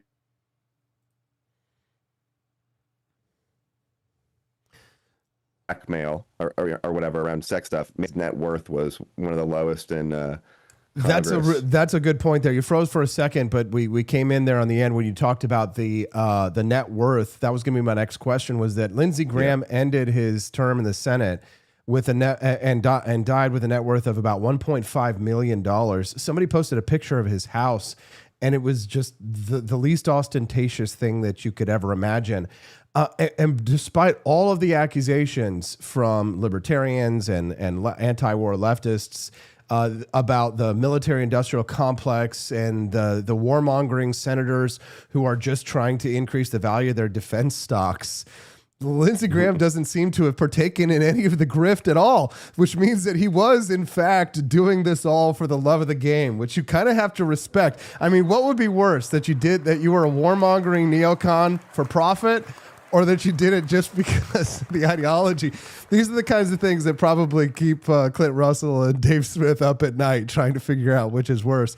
But as for me, Austin, I've just kind of moved on from like the days of LIBERTARIanism, as I like to see it. There's a clip of Senator Lindsey Graham that, like you say, this, like, I didn't know that this guy had such game, but he made this statement. He was talking about he was trying to help Blake Masters win. He said, and a donor says, "Senator Graham, why are you helping Blake given how much you two disagree on foreign policy?"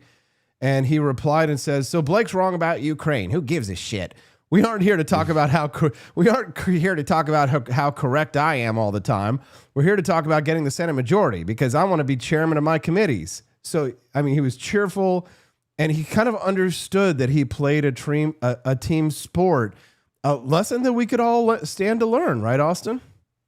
I mean, it's a perfect example of not only his coalitioning, but what I spoke to earlier about our event with Jordan Peterson and Jimmy Dore or whatever. It was these guys are actually extending a hand. Lindsey Graham is perfectly happy to campaign for Blake Masters. He's happy to work with an isolationist, and then meanwhile we took this defensive posture that, they're just they're going to smear us. It's all a thing to smear us as an anti-Semite, and they were never going to work with us, and it's all bad faith.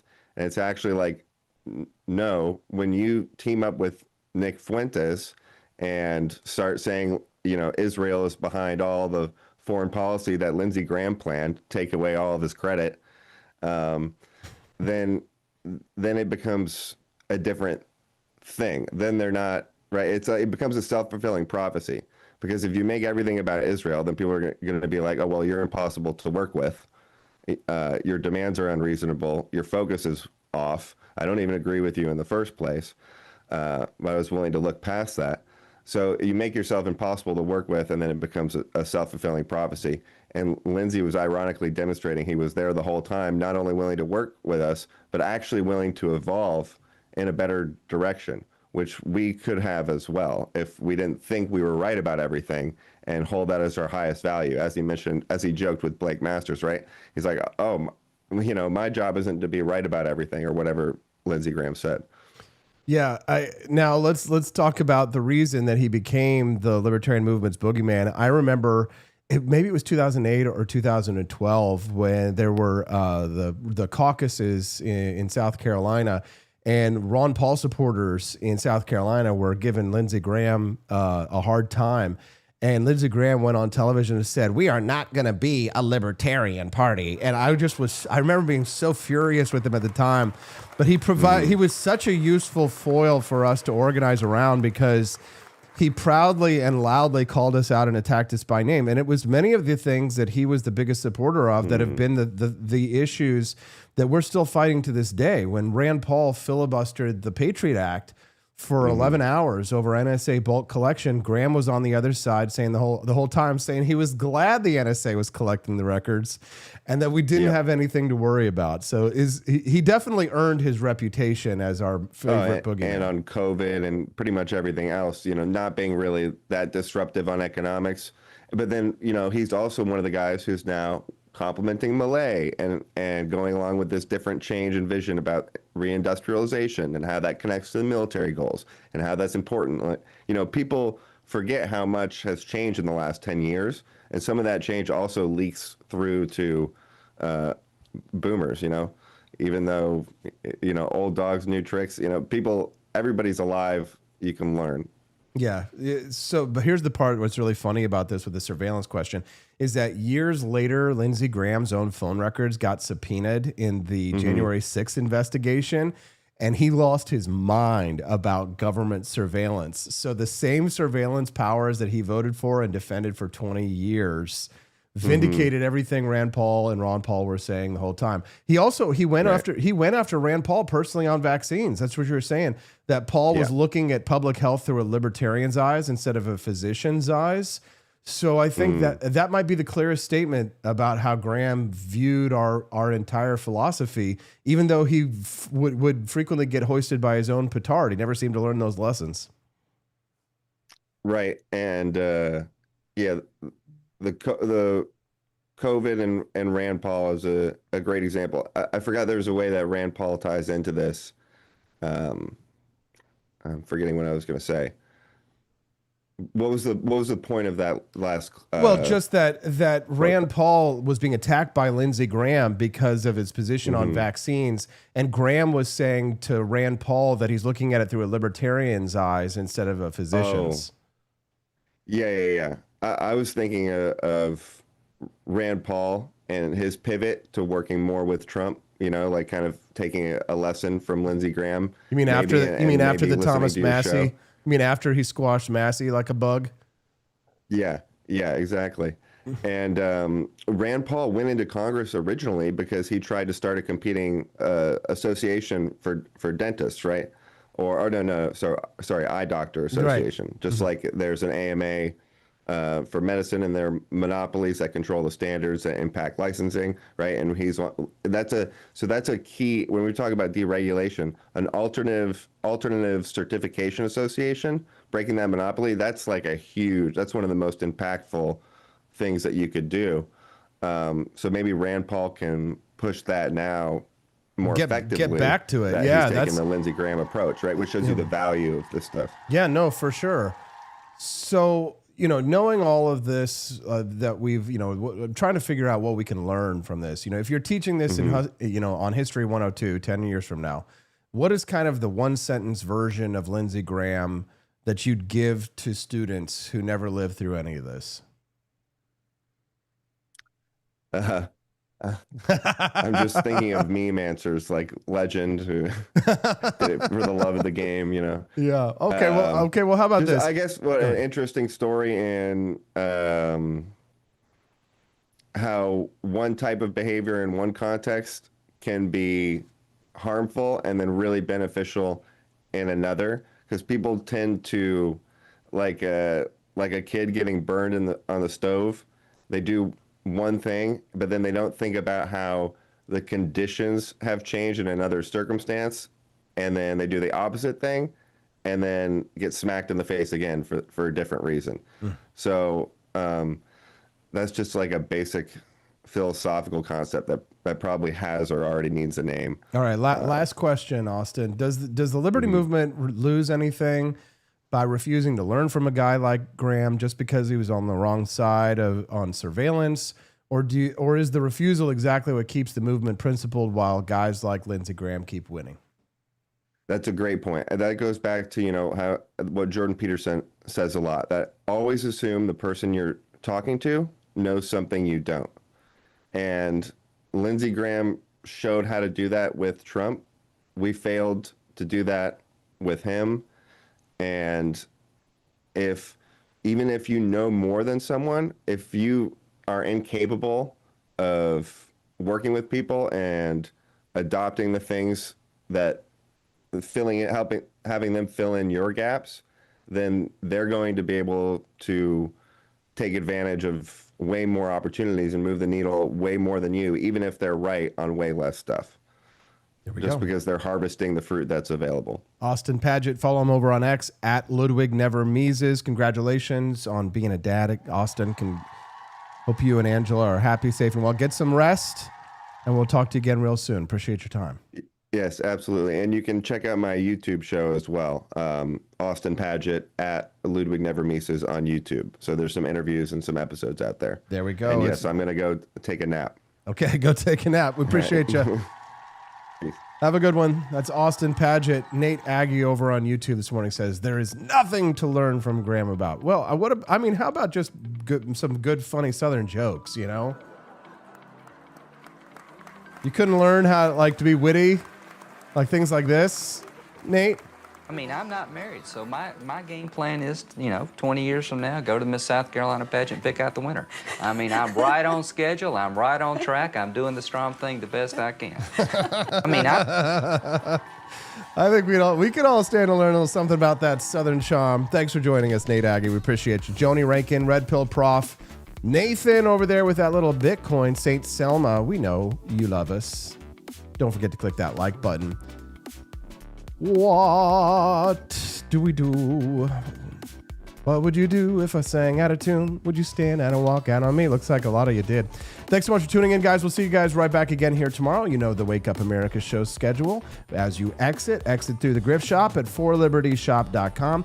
Get yourself a box of founding flavors today. Sign up for a subscription. Have it delivered to your front door so you never run out of your favorite founding flavors coffee. And we'll be right back tomorrow. This is the Wake Up America. Oh, man, that smells good. Got to slap it to get the smell out of it. I'm going to go make me a cup right now. See you guys tomorrow.'Tis